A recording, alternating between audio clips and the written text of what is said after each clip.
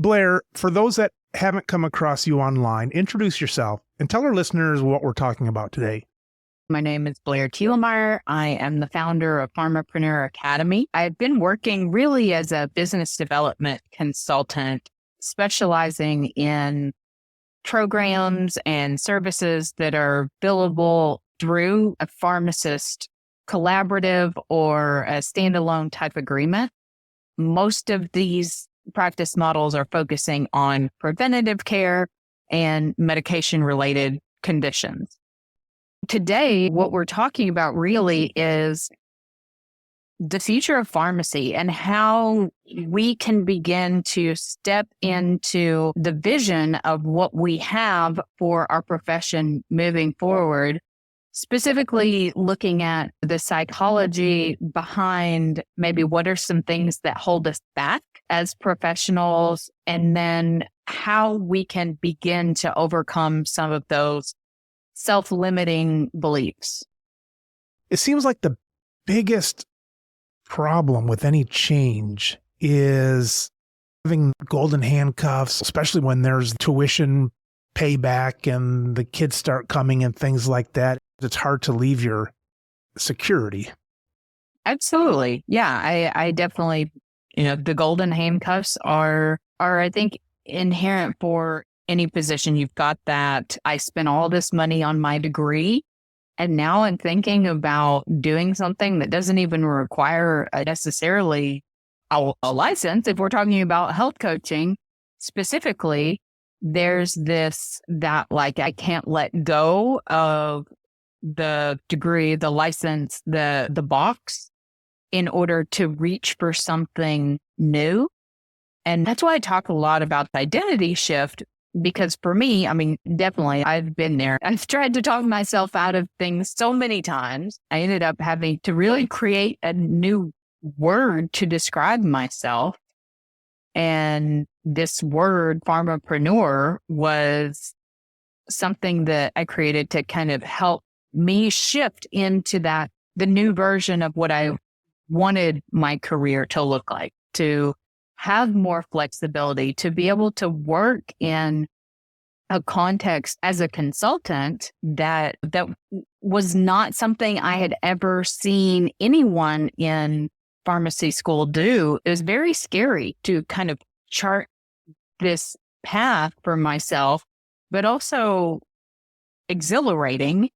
And it was one of those things that I didn't have everything mapped out. And that was really hard for me. And I think will resonate with a lot of pharmacists that they're like, oh, just give me the protocol for building my business. But it's like business is an act of self-expression and very difficult to do that if you don't know who you are and what it is that you're expressing.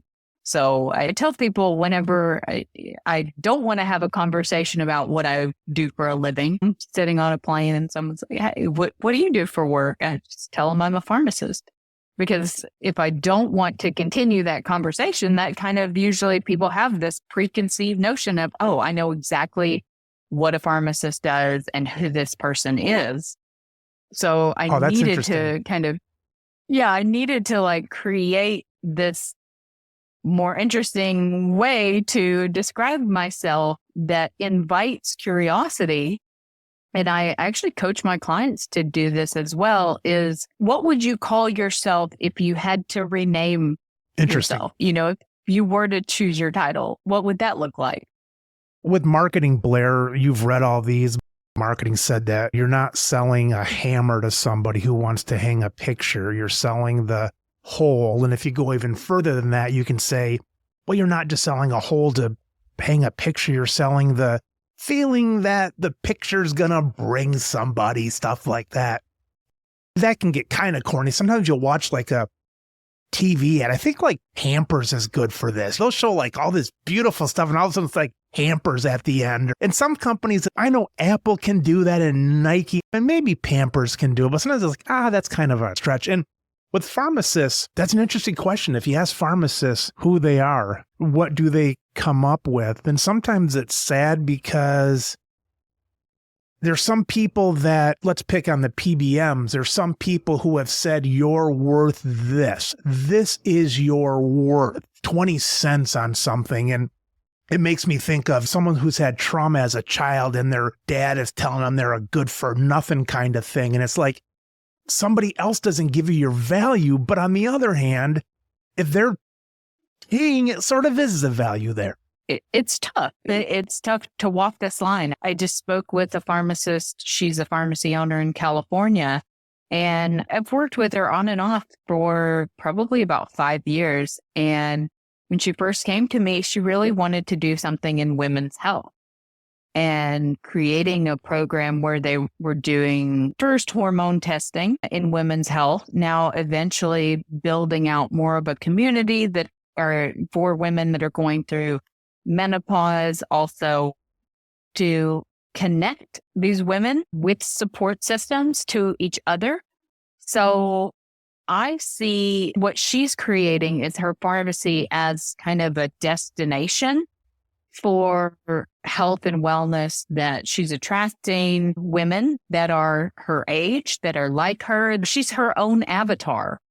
So she's building out the program that she wishes she had when she was going through menopause. And I think if we look at our own personal stories, where we've come from, I've been healing through postpartum depression, and that is a subject that's near and dear to my heart in women's health because I've been through it and I understand what that looks like.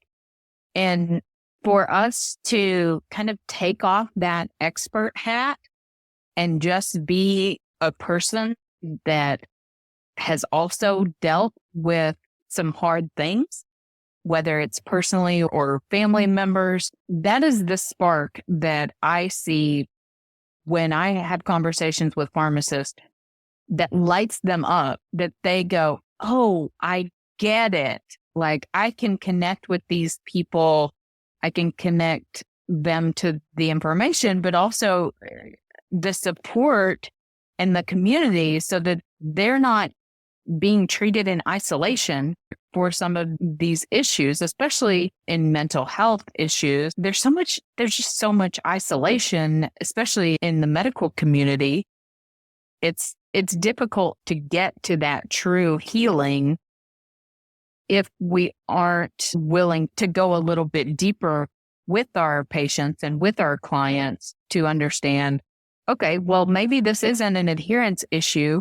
Maybe this is a self-worth issue, or maybe this is a unhealthy relationship with food issue, or whatever that looks like. Not going to know exactly what program to create to offer to these people unless you ask them what their needs are, or you've been through it yourself and you have an understanding of what steps you personally took to get through this. I think there's certain conversations where pharmacists probably don't want to go certain places with people. Even if you've been through it, you might have your fears of what's going to come out in the midst of that conversation. Am I going to break down into a puddle talking to someone about it for the first time or something? Yeah, and that's why we have to do our individual work before we can really hold space. And I'm not suggesting that we be therapists to people, but it is, to me, but when I spoke at that conference that I mentioned, one of the things that came out is there was a pharmacy that said, oh, we're dispensing tons of Wegovy and people are interested in weight management. How can I support them further? And I said, well, that's a great question. Why don't you ask your customers, ask your patients what their needs are? And if there is underlying depression or anxiety or, something else going on, it's going to be very difficult for them to lose weight no matter what. Is that something that you could provide a referral to community resources, or at least help people become aware of this? This could be something that you could look into. So I don't necessarily think that we need to have all of the solutions to have this conversation with people, but to just be aware that there could be some other underlying things going on that we could then refer and make recommendations. Blair, where is the drop off? Let's say you have a lot of successful clients that you coach and so on, but somebody who is maybe not as long range. I guess success is a little bit more subjective, but let's say they're not long range. What is a drop off point and why? You hear it a lot in the conversations I have. It's kind of cliche. Pharmacists love to prepare, and it seems like there's so much preparation. And it almost seems like if a pharmacist could just have somebody pay them $1 for something, just turn the corner. But I imagine, I'm just thinking this, that a lot of pharmacists, they don't turn the corner. And when you don't turn the corner, you got a lot of ideas and all this stuff building up, but I imagine they don't turn the corner. That's that putting yourself out there piece that is super scary. We've said, like, don't go after people. We're not salespeople. We're not marketers. We hang back. People come to us. That's how I think medicine has traditionally worked. Yep. But when you're creating this type of program where you're essentially making an offer in a clinical program, that's when people kind of go, I feel a little weird about selling or being too salesy. And that's some mindset work, I think, that could be an opportunity to get into the psychology piece of it. Is if you believe that what you have to offer is valuable and your solution can actually help people, why would you feel weird about offering it? Why would you feel weird about telling someone that you could help them, and in exchange for your time, this is what it's going to cost? And so I think those people that I see kind of never really like launch, they're like getting ready to get ready to get ready. And they're in that, I'm going to get this certification, and then I'm going to do this. And then I need to have a website, and then I need to have a really convincing marketing flyer and a cool logo and all this stuff. I'm just like, that's putting the cart way before the horse, in my opinion. I think the step that many new entrepreneurs miss is the market research part of it. You've got this idea that you think is brilliant, that you think it's going to work. But how are you testing and validating that idea in your target market to get a better sense of like, oh, maybe they want less information and more personalized recommendations. So I think that putting yourself out there and having these, we don't even call them sales calls, but just having these conversations with people that are in your ideal target market, just to ask them the questions of, what are you struggling the most with? What have you tried before that's not worked? What have you tried that has worked? What would be most helpful in helping you to get result that they're after is to that goal? It's not, oh, I really just want my A1C below 7 so my doctor doesn't get on to me. Like, no, that's not what our patients care about. They care about, well, am I going to be able to function better at work, to have less brain fog, to have less stomach issues, to sleep better at night, to be more present in my day-to-day, to be less stressed and anxious, to whatever that looks like? How does it apply into their life today? We all are guilty of it. And you see this in different industries. The financial planning industry has to convince people to plan for the future. And the healthcare industry has to convince people to plan for their future self and what their health looks like. When we take that conversation into the present, what are you dealing with right now that I can help you with? The question really changes the answers that you're going to get. I'm all for that, Blair, on testing a business and just you can put stuff on social media and the next morning you can find out what has better ideas. And I'm so thankful that people don't have to throw their everything to something. They don't have to build a store and put up a sign and do all that anymore. With that said, there's kind of a beauty to some of that. Like you and I talked, Blair, you're working from home now, but in the past you've been in an office, and on the downside, it's more of a commitment. On the upside, you probably felt different when you were in the office. Part of that money went to just the feeling of maybe scared, but also kind of proud. Yeah, it's such a, I don't know, strange thing to put yourself outside of your comfort zone. Mm-hmm. And to grow into and lean into that discomfort for me. So here in the state of Arkansas, we passed something that allows pharmacists to prescribe birth control. I'm thinking, oh, wow, every pharmacy in the state is doing this, right? No, it's still not being implemented. So my question there is really, what is the challenge of creating that space, carving out that time to offer the clinical service, to create an appointment-based model? And these services, they can be delivered via telehealth in my state. So it may be different in different states, but many of the programs that I've seen, especially the health coaching type program, can be delivered virtually.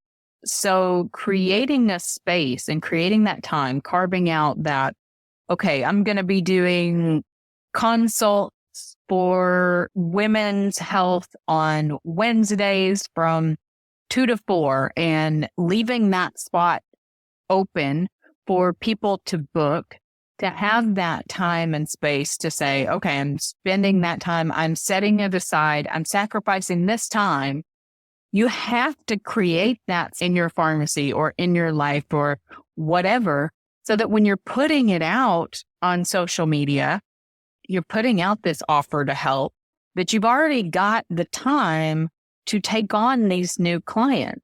Because if you don't create that space, then you're just like kind of spinning your wheels. This is kind of a cop-out, but sometimes in pharmacy, I think what might be hard about shifting gears is there's some businesses where, let's say that you're a real estate agent, and let's say you're working X hours a week and the market starts to drop. Now maybe you're only working 25 hours a week. You're making less. There's not as many calls. You've slowed down.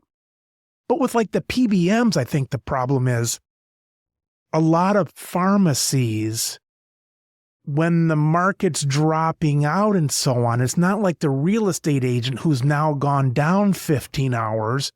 The pharmacies are working 40 hours, now maybe 45, because the profit's being slashed, but they're busier than ever. The extra time is not there. And so in this example here, that's where the real estate agent might say, I've got 15 hours a week. I'm seeing this, but thankfully I've got more time. So I can set this up. I can study this. I can do a new career, whatever. With the PBM stuff, it's like the cliche of the boiling water with a frog in it. It's like you're getting busier and getting less. And so I know it's just an excuse, but that's where I think a lot of people are. Absolutely. Yeah, I think that many people in healthcare are not happy with the reimbursement rates. And even looking at pharmacist provider status. So even if we got provider status tomorrow, we're still going to have this problem. We're still going to have workflow inefficiencies. We're still going to have a model that favors the volume-based dispensing, which, to your point, Mike, I mean, the more you fail, the more money you lose. At some point, there needs to be a kind of a line in the sand of, I'm no longer accepting that or drawing that boundary or whatever. And I'm not a pharmacy owner, so I can't imagine how difficult it is to make that change, because you've got so much money tied up in the inventory and the employees and the store and all of it, that it really is a paradigm shift that we would be able to charge for cognitive services or to create something, another service line. So I'm definitely considerate of the reimbursement and how challenging it makes everything in healthcare. The cost of healthcare is going up and will continue to do that unless there is some kind of shift that begins to happen that focuses on more preventative services. And I think that who best to offer that preventative conversation than a pharmacist. But it's going to take a lot of people committed to these conversations to kind of turn that tide. So instead of waiting for, well, I wish the organizations would do more. I wish the pharmacy schools would change. I wish the PBMs would stop being so greedy. There is an individual element that we all have choices in our lives and in our professional careers. Making a different choice is extremely difficult. And I don't want to minimize that at all, because when we first started talking, we were saying that people get to that point of getting ready to get ready, but then fail to ever launch. Yep. Because that's the psychology of what truly is holding us back as a profession, is that individuality of what does it mean to you to have a successful professional career as a pharmacist? What does that look like from an individual standpoint? And I mean, I think we can absolutely all get there, but many pharmacists are coming to me saying, I want to leave pharmacy altogether. And I'm like, well, you have a lot to offer. So what are some things that you are interested in, that you've been through personally, that you want to bring more into your practice of pharmacy? And that's when people start lighting up and they start going, oh, well, actually, I do a lot of breath work and it helps me to relax. Or I've done acupuncture and it's helped with my pain and it's helped with me standing all day long. And so they start telling me all these things that are more kind of natural and holistic methods. And I said, well, why don't you talk to your clients about this stuff? And they say, well, because I feel like because I'm a pharmacist, I can only talk about medication. And I said, well, I don't think that the Scope of Practice Act necessarily prevents pharmacists from having conversations about health and wellness and well-being. So is that something that if we were to rewrite what the Practice Act or the Scope of Practice looks like, what are some things that you would include if you were to rewrite your job description, which is essentially what entrepreneurship allows you to do? What would you design for yourself? What kind of mental struggles do you see a lot of people come to you with? Stuck, trapped, fearful, angry. I think there's the cynical pharmacist has like the biggest following of people on Facebook. And I think pharmacists have a right to be angry. I think that the direction of our profession is something that we really feel kind of powerlessness over. And many of the pharmacists that are pursuing entrepreneurship or just pursuing kind of new opportunities in non-traditional routes. So not necessarily entrepreneurship. That can be entrepreneurship or whatever. I think what is most helpful for people that are in that space of feeling powerlessness over their career trajectory is to take a little bit of time to lean into those feelings of I'm angry because of this, or I'm frustrated at this, or I'm feeling anxious or depressed or whatever because of this. So that self-awareness is really what that is. I'm not a proponent of building a business just because you hate the job that you're in. You can always get a different job. And that is a choice as well to change positions. So there's a lot of career coaches and people out there that are helping pharmacists to kind of reimagine their career. I've always done it through entrepreneurship, which takes a little bit more of that self-expression, that self-awareness of what do I want to create for my own personal brand. And I think there are a lot of pharmacists that are struggling with anxiety and depression and burnout and all of these things because we keep that expert hat on. We think, oh, I should be able to think my way out of this, or I should be able to figure this out on my own. So we don't reach out for help and we don't reach out for support. And we try to DIY everything to our detriment sometimes, I think. One of the best things that happened to me, well, it's funny how I even phrase that, because about 15 years ago, there was a huge legal thing with people that were pretty close to me. It wasn't related to the business, but a huge legal thing. And it so shook me that I had no choice than to get professional help the next day and get some meds to calm me down and have that safety net of whoever I could find. And my family saw me crying, and my wife and things like that. It hit me so hard that you might as well have written on it, all right, you're going to get all this professional help now. There's no other way to do it. I didn't feel suicidal, but I just felt it was so much pressure. I just felt I wasn't going to exist at all. It wasn't like I wanted to die. I just felt like no human could go through what I felt I was going through.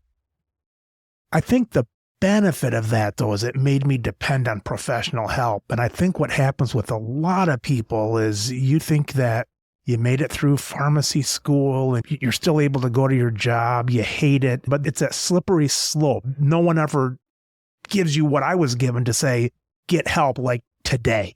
Absolutely. Absolutely. And I think that anyone that's out there listening to this and needs that support, we want to offer a community for people to raise their hand and say, hey, I'm struggling. And I've had several clients that I have referred to seek mental health services. And a lot of it was around this overachieving, people-pleasing, perfectionist kind of personality of like, I'm going to hold everything together because I'm Superman or Superwoman or whatever. And yet I feel on the inside like such a fraud, like such a failure, like just really struggling. So when someone comes to me and they say, I'm burned out, I'm angry, I'm trapped, I'm anxious, I'm depressed, I'm like, that's wonderful. And thank you for sharing that. So now we've diagnosed the issue. Then we can start talking about those changes that you want to make and that you want to bring in. I was working with a client, this was a couple years ago, and she kept talking about like not having time to work on her business.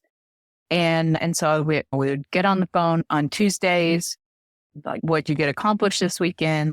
Well, it was my cousin's daughter's birthday party, so we had to take the whole family. There's just always something going on with a very large extended family.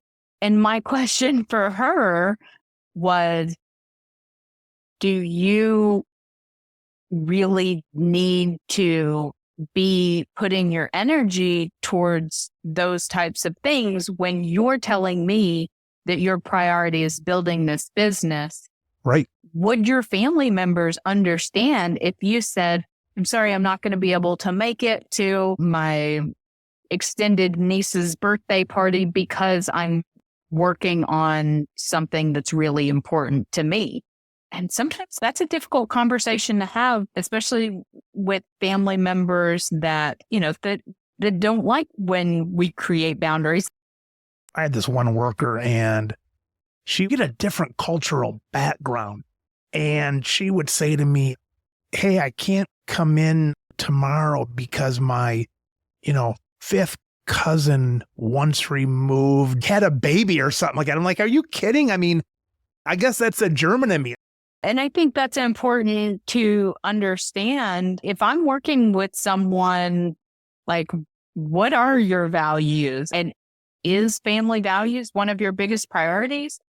if so, creating special time for that, Yeah. but also holding space for your own time, because I think, especially as women, I see us giving so much of ourselves to our family that we're not keeping anything that really fuels us. So I had a conversation with, it was a discovery call. It was someone that I did not end up working with because she was not in a place, she was not ready.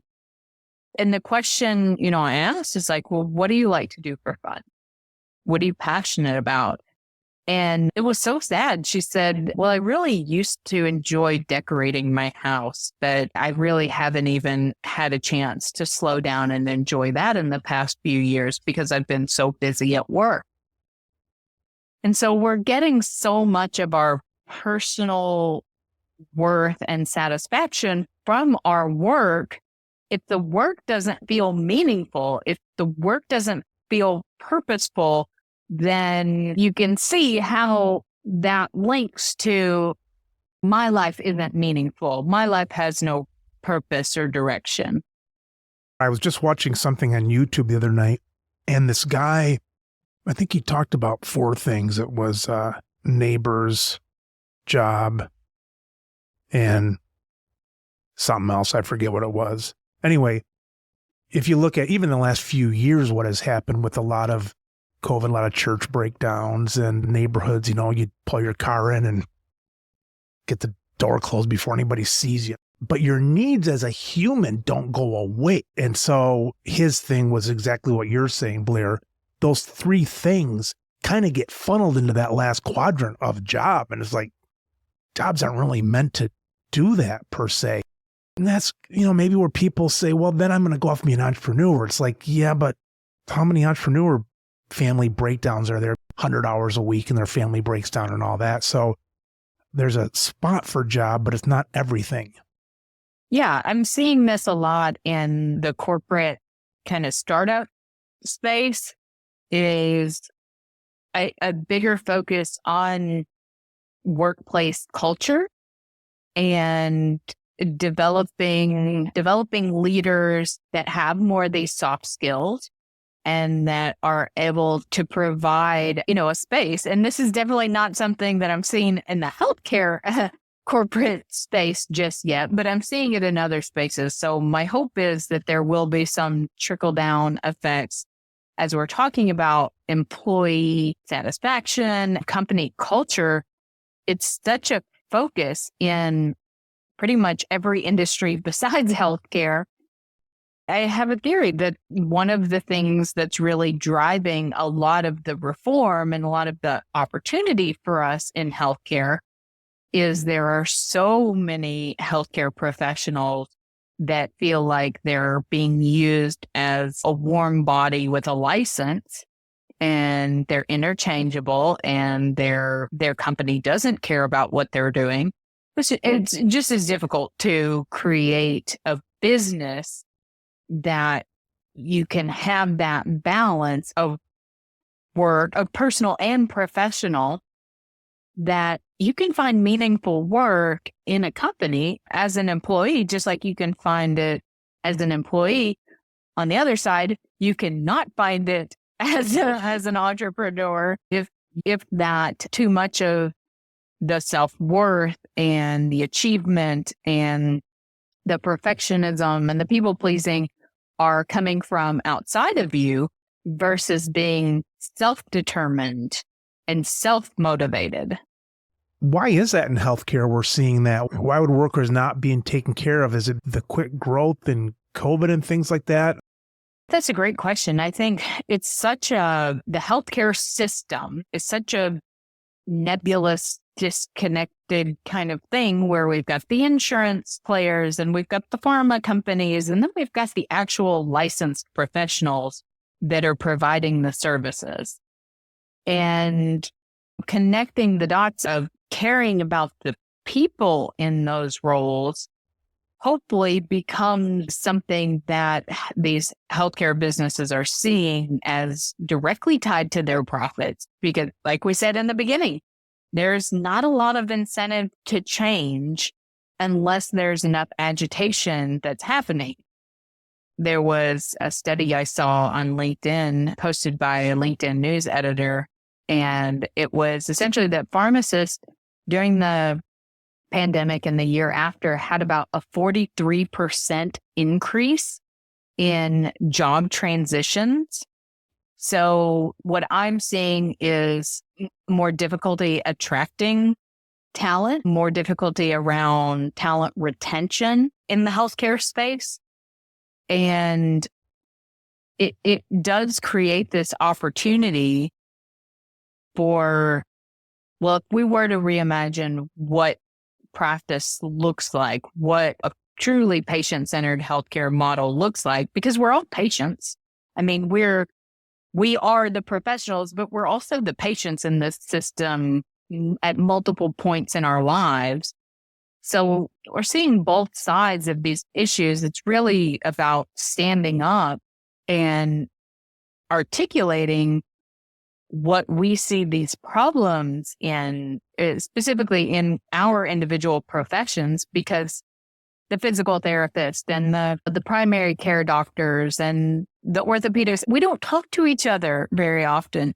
If you look at your LinkedIn feed or your Facebook feed, chances are everyone that you're connected with is in your industry.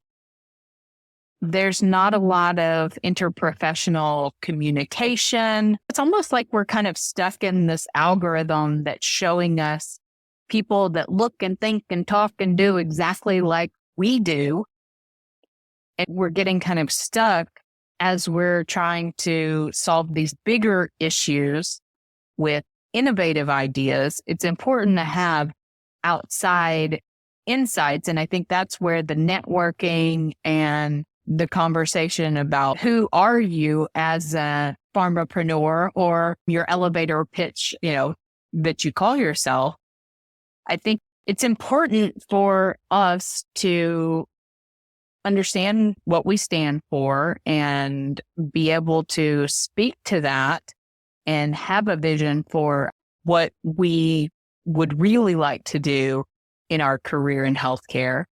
And hopefully, I think that will begin to change the perception of what pharmacists can do. If they hear pharmacists talking about health and wellness and preventative services and health coaching, that creates more opportunities for pharmacist jobs. And that's ultimately what my mission is in advancing the profession of pharmacy. It's creating new jobs and new opportunities for pharmacists.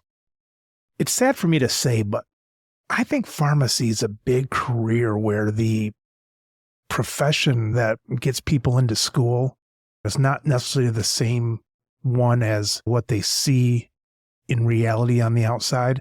And I don't mean to say it can't be. I mean, you can go through college and have this dream of change and being an entrepreneur and intrapreneur and all that kind of stuff. I'm not saying it can't be, but I can't think of a profession that might be sold. Let's face it, you always think the grass is greener on this side of your diploma than that side, but pharmacy, I think, is a pretty big disconnect.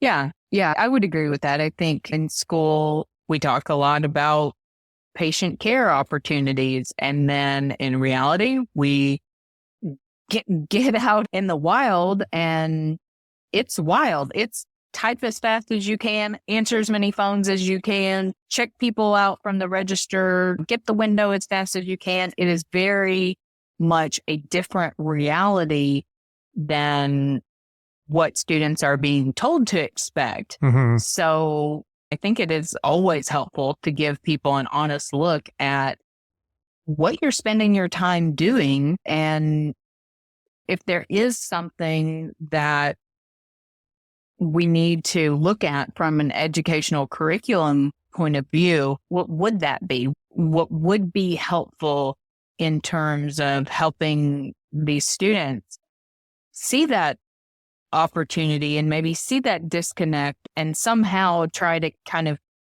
backfill in something that can be something that's driving our profession forward, that's evolving the profession. We've been at a crossroads for like 30 years. And I'm like, okay, which way are we going? We've been standing in the same spot for years. And since they made the D degree at the end of the 90s, pharmacy jobs haven't really changed a whole lot. It's almost like the cart came before the horse kind of. It's like, we're going to get this training and hope it changes. Absolutely. So highly trained, underutilized is the words that when I'm talking to people outside of pharmacy, the words that I use to describe pharmacist. That's not a knock on the profession from me. I'm just saying that the colleges have to change. Already in college, the first 2 years is kind of like junior and senior year of high school. You're getting your English and all that kind of stuff. It's like, why is that? And why maybe wouldn't community pharmacy be 2 years of pharmacy and, like some schools do, 3 years of business and then 2 years of entrepreneurship with the background of pharmacy?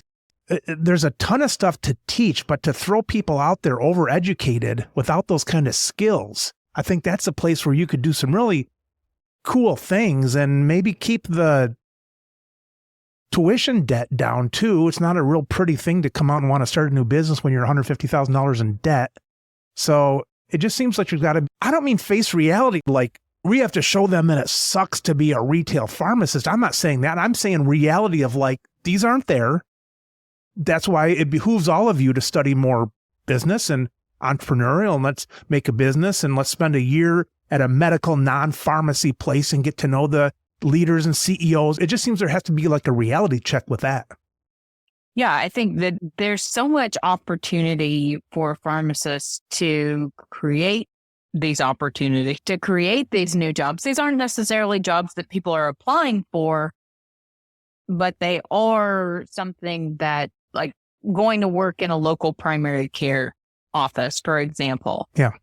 Reaching out to a local physician and saying, hey, what are you dealing with in terms of prior authorization and medication related issues that I could be helping out with as a consultant, even a once a week type deal where you could be on call as a referral or via telemedicine or whatever, just to know that this opportunity even exists. I remember in school, we had an entrepreneurship elective and I didn't take it because reading through the syllabus, it was about how to own a brick and mortar pharmacy. And although I've always had this entrepreneurial drive, I knew it wouldn't be brick and mortar. I knew somehow it had to be online. It had to be something that I could be able to work from home kind of thing. And I never saw myself in that traditional brick and mortar entrepreneurship class. So I didn't take it. And so in asking people what they learned in that class, there was a lot of case studies on Walgreens and that kind of thing. And I'm like, that's not personal branding. That's not networking, business development. Those aren't those skills. They're a different set of skills. Not that they're good or bad, but these career development skills, I think, are probably maybe more helpful for the students. And to be fair to the colleges, we humans tend to think that the past was kind of like it is now. I look back at my Amazon account from, let's say, mid-90s. And now it's like I got 3 Amazon trucks at a time waiting to pull into my driveway, you know? And you look at the mid-90s and it's like, oh, I bought 3 things from Amazon that year. You know, I bought 2 books and a CD or something. You just think it was always part of it. So without crucifying the schools, it's like things have changed. And I know they're changing too. What do I know? I haven't been to the school to read the curriculum and stuff like that. I'm sure it's coming along, but it has to be closer to reality. Yeah, I think preparing students for what they'll be looking for in the next 10 to 20 years, that's where I would like to see pharmacy put out a statement even on this is what we believe the future of the profession looks like. Here's our goals for number of pharmacists. So if there really is a shortage of pharmacists, What does the data look like in the next 10 or 20 years? Because we're seeing less students applying to pharmacy school as well, because what they're hearing from pharmacists who are in the profession is, yeah, there are jobs available, but no one wants them.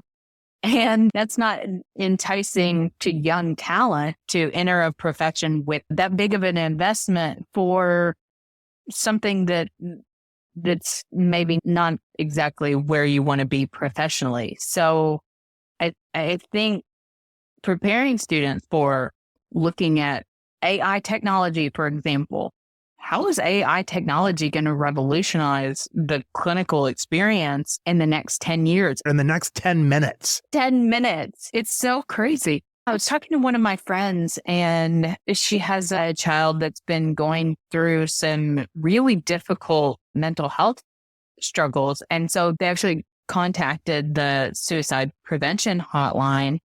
And she said, as her child was communicating back and forth, she realized that the child was speaking with a bot. The child was speaking with an AI that was asking them questions around what thoughts are you having, like articulating those. And she said, do you realize that you're not talking to a human on the other end of that? And the child said, yeah, actually, I think I kind of prefer it that way.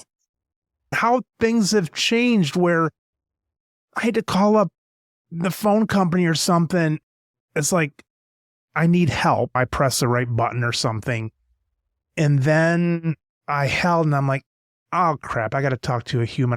That's changed from like 2 years ago. I always knew when one of my employees was on with a talk thing, because they'd be like, yeah, yes, yes, yes, trying to get it to representative. And then it would be, they have like fake bubble noise, for that. And after seeing Chat GPT, after seeing that, it's like within a week, I'm like, I don't want to talk to a human. It's amazing.